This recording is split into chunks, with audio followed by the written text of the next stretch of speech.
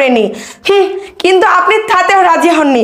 বিশ্বাস করবেন, আপনার এই সততার নিষ্ঠা দেখে আমি সত্যিই খুব অবাক হয়েছি। আমি এই যুগে এত ভালো মানুষ কখনো দেখতে পাইনি, যেখানে কিনা এই তিনজনের একজনও টাকার কথা স্বীকার করেনি, সমস্ত টাকা নিয়ে ওইখান থেকে পালিয়ে গেছে।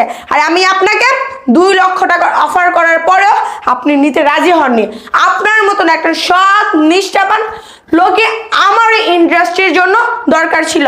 আর আজকে সবার সামনে আমি ঘোষণা করতেছি যে ওরই একমাত্র যোগ্যতা আছে এই অফিসের অ্যাকাউন্টিং ডিপার্টমেন্টের ম্যানেজার হওয়ার। আর আপনারা এক্ষুনি এক্ষুনি এখান থেকে বের হয়ে যান।